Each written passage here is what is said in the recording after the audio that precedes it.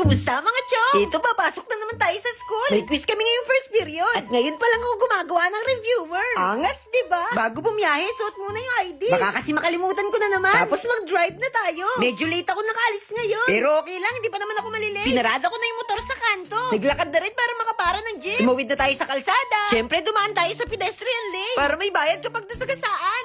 Nandito na tayo sa waiting area. At inilabas ko na yung reviewer ko para makapag-review. Uy, kala mo masipag. Tapos nilabas ko na rin yung pambayad ko sa jeep. Para di na mangangalkal mamaya. Nasa jeep na ako. Hindi muna tayo pwedeng matulog ngayon. Tamang basa-basa lang habang nakasakay. Katapos natin bumiyahe kasama ng jeep. Sasakay naman tayo ng motor. Ito na yung last na sasakyan papunta sa school. Habang nasa motor, syempre review din. Magbibilang pa tayo dyan, oh. Kahit di naman math yung lesson. Uy, malapit na sa school. Kaya sobrang alog na rin. Pati utak ko na alog-alog na rin. Uy, baka ma-zero mamaya. Nasa school na tayo. Kaya eto, nararamdaman ko na naman ng stress. Tara, pasok tayo. Syempre, tulad ng araw-araw natin ginagawa kapag nasa school, aakyat tayo ng hagdan. Sa third floor daw kami ngayon. Kaya eto, papunta na. Papasok na kami sa room. Syempre, bago ang formal na klase, magre-reklamo muna sa maraming gawain. Pinaparusahan na tayo. Habang yung mga klase ko nagtitiktok lang. Mag-review kayo. Ay, sabi nila may plano daw sila para hindi matuloy yung quiz. Ayun na nga, binuhos nila yung oras sa reporting. Kaya sa kabutihang palad, hindi natuloy yung quiz namin ngayon. At syempre, masyado mabait yung teacher namin. Tsaka ako na siya papakita. Hindi ko kasi napagpaalam na isasama ko siya sa video. Isa lang ang klase ngayong araw. Kaya mag-uuwian na. Bago sumakay sa shuttle, mag-picture-picture muna. At eto, nakasakay na nga kami lahat. Tayo magkakaklase. Natuloy din yung swimming natin. Naging ngayon mga OA at nagkantahan din. Ulat mo, natitibok. Hey!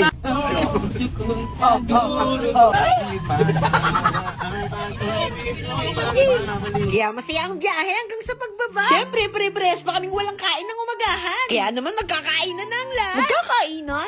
Pwede na palang kumain. Binigyan ako ng okay ng pinsan ko. Kaya kumakain muna ako habang hinihintay sila. Sabi kasi nila magsasamji daw kami. Uy, kahit hindi pa dessert. Tapos pumunta na nga kami dito sa murang samjihan pero masarap. At syempre, sulit na sulit. Maglalaro na naman kami ng luto-lutoan. At dito na kami makakabawi-bawi sa pagkain. At nung nabusog na, diretso na kami sa pag-uwi. Sakay ulit ng motor. At nakakaramdam na nga ako ng antok. Sakay ulit ng jeep. Tutulog naman tayo kahit konti lang. Karating sa kanto, kunin ng motor para makalis na. At dahil sobrang mainit ang panahon, magja-jacket muna tayo bago lumarga. Uwian na. At ngayon, nandito na ako ulit sa barangay namin. Malapit na ang piyesta dito kaya may mga banderitas. Ang saya sa feeling kapag nakauwi kang galing school tapos may araw pa. Kaso sobrang pagod talaga sa biyahe. Ito naman tayo kapag nakauwi na. Siyempre, hindi uso sa atin ang pahinga. Habang nagmimerienda tayo, gumagawa rin tayo ng mga requirements sa school. Maglalaro na naman tayo ng sipag-sipagan. Hay, buhay! At ngayong gabi naman, naimbitahan kaming kumanta sa simbahan. Magkikipag-anniversary kami ngayon. Kasama natin ang ating mga brothers and sisters. Biyahe ulit. Sabi ko naman kasi sa inyo, di uso yung pahinga. Nandito kami ngayon sa Buenavista, Tarlac City. At anniversary ng simbahang espiritista dito. Maraming salamat po sa pag-imbita.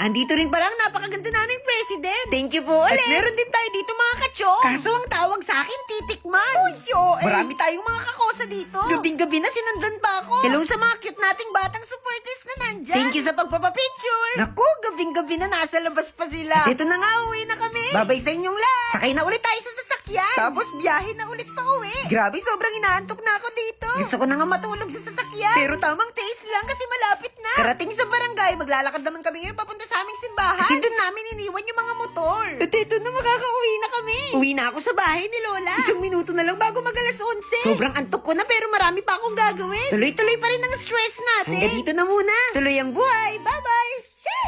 Hoy! Hoy, alada, tinapay na sakawan. Ito naman. Di kayat ang gamit gumatang tikan niyam Sige na inikap ka pa, di kalman eh. Sige garod, batik lang batik lang.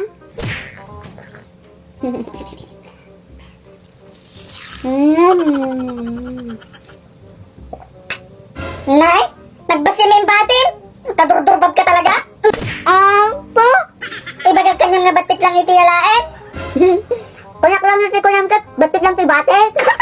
Durbab, di ka pa nagsangal. Nakamangmangit kami. Ipulong ka king nanang. Limas,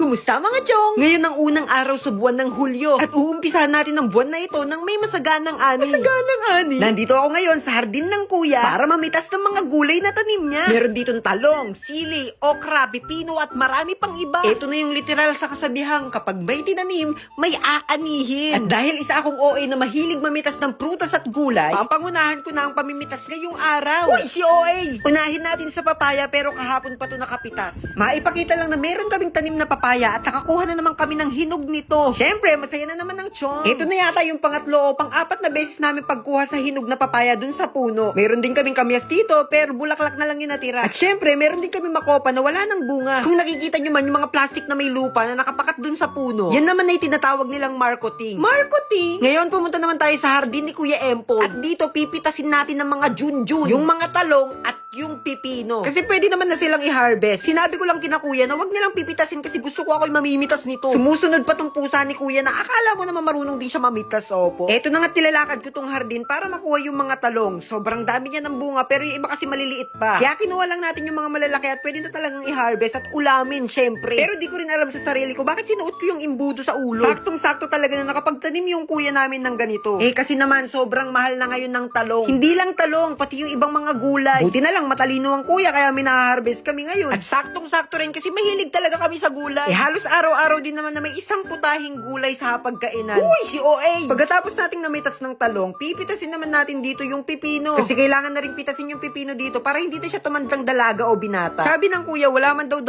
buwan mula nung tinanim niya yung pipino dun sa hardin. Pero eto na, umaani na kami. Pero isa pa lang. O, di ba napaka-fresh ng itsura niya? Ito nga pala ang videographer ko ngayong araw. Ang aking kapatid na mahiyain, pero hindi siya pwedeng tumanggi kapag sinabi ko pipicturan o bibidyoan ko siya. At ito naman si Kuya Empoy, ang may-ari ng hardin. Sobrang fresh ng mga naani natin ngayong araw. Sabi niya, may nakalimutan pa daw akong anihin. Walang iba kundi yung apple na tanim niya. Siyempre, utu-utu tayo, kaya sumunod tayo kay Kuya Empoy at tignan kung ano yung apple na tanim niya. At meron ngang bunga. May bungang apple! Uy, si OA! At hinarvest na nga ni Kuya yung mga apple. Grabe, di ako makapaniwala. May tanim pala kaming ganito. Sobrang galing talaga magtanim ni Kuya. Pwede na siya mag-asawa. At syempre, sobrang galing din magkabit ng apple sa puno para magmukhang may bunga talaga. Uy, si OA! Kung ako yung nauna sa pamimitas ng mga kung ano-anong nasa hardin, si Ina naman ang unang lalantak ng mga pinitas natin. Kaya naman tinimplan niya na yung pipino ng may suka, paminta, asin, at syempre, asukal. Dahil siya ang nagtimpla, siya ang unang titikim. At syempre, titikim din kami ni Kuya Empoy. At sobrang grabe talaga, napakasarap. Alam niyo yung malalasahan niyo yung pipino na may suka. Uy, si OA. Pero yun, promise, sobrang sarap niya. At sobrang fresh nung lasa niya. At para hindi masayang yung suka, nilagay naman namin yung apple. At alam niyo, grabe, sobrang sarap din kasi lasa siyang apple na may suka. Uy, OA ka talaga. O siya, hanggang dito na muna. Tuloy ang buhay. Bye-bye!